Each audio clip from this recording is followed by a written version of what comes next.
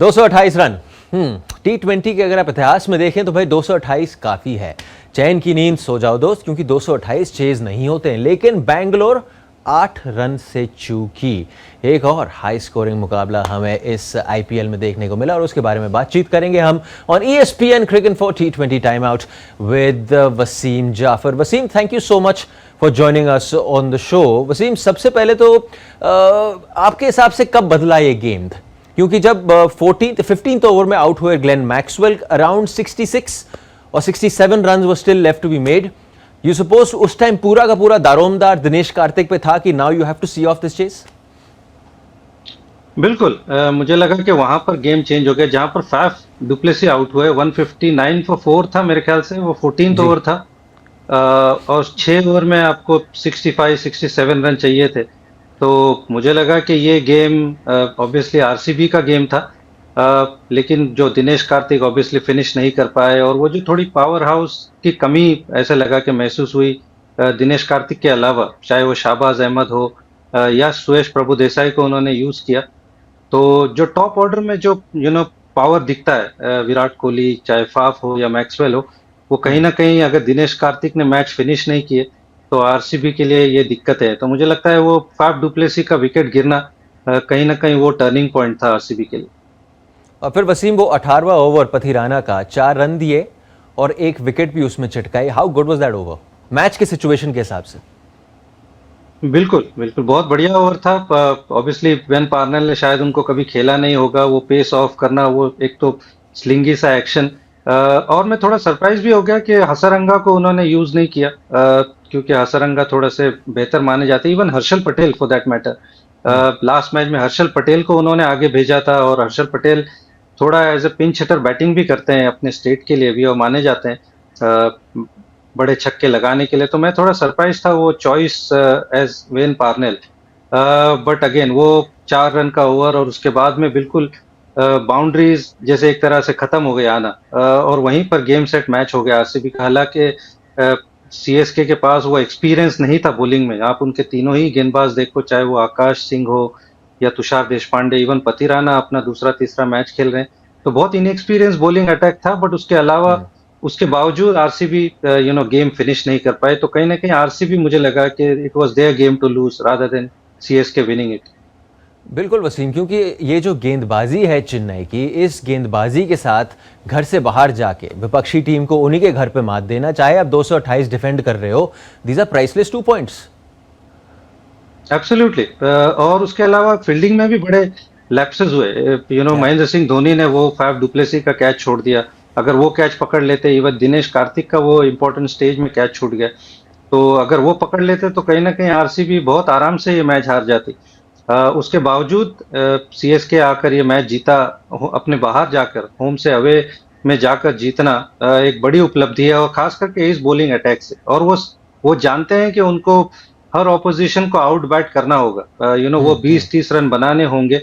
और हमने उनकी बैटिंग में वो अप्रोच में भी देखा कि वो जिस तरह से डेवन कॉनवे ने बैटिंग की, उसके बाद अजिंक्य रहाणे का कि जिस तरह से हम बैटिंग देख रहे हैं, फिर शिवम दुबे ने आके कमाल की पारी खेली। तो वो अर्जेंसी, वो इंटेंट दिखाई देता है उनकी बैटिंग में कि उनको हर मैच में 210-220 बनाने होंगे इस बॉलिंग अटैक को अगर डिफेंड करने हैं स्कोर।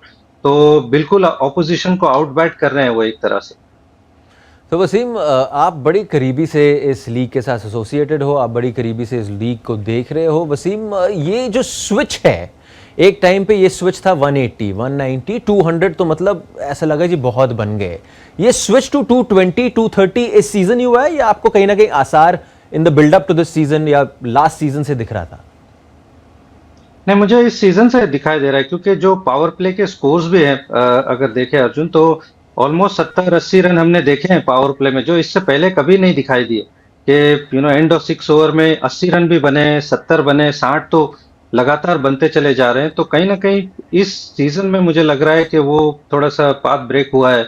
और बैट्समैन आते ही साथ अग्रेसिव अप्रोच अपना रहे हैं। पहले थोड़ा सा ऐसे होता था कि आप पहला ओवर किसी को करा लो, थोड़ा सा बैट्समैन टाइम लेता है।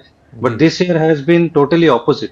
Teams come out with a very aggressive intent, or they want to impose straight away. तो मुझे लगता है कि ये साल ये एक नई चीज देखने को मिली है कि teams want to score more than 200 220 literally in every game. Wickets अच्छे हैं विदाउट अ डाउट, बट वो मुझे लगता है अप्रोच थोड़ी सी चेंज हो गई है।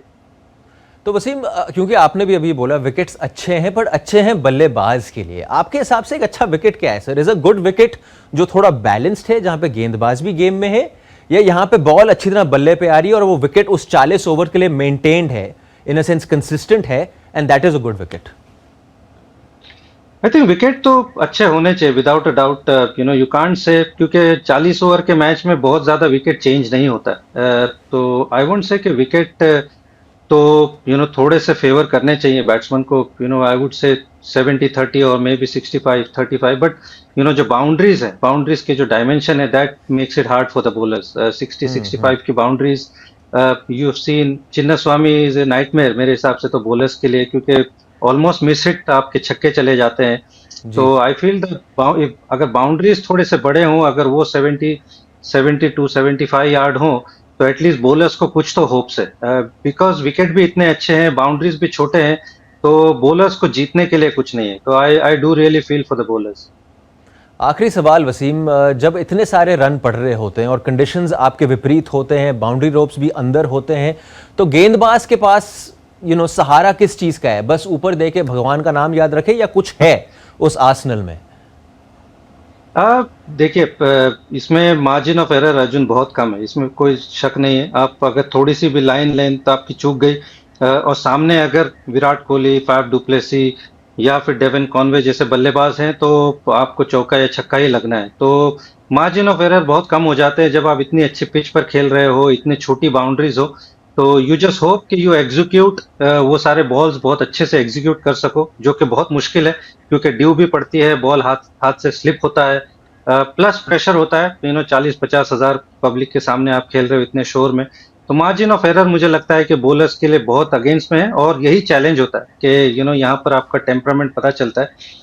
But again you just hope कि आप जो बॉल डालना चाह रहे हो वो बिल्कुल गिर जाए जैसे आप चाहते हो। Wasim, thank you so much for joining us on the show. Sir, क्या पता अगली बारी आप और मैं शो करें तो हम 250 की एक स्कोर के बारे में बात कर रहे हो, ये सीजन ही वैसा है। Thank you so much for watching. You are watching ESPN Cricket for T20 time out Hindi.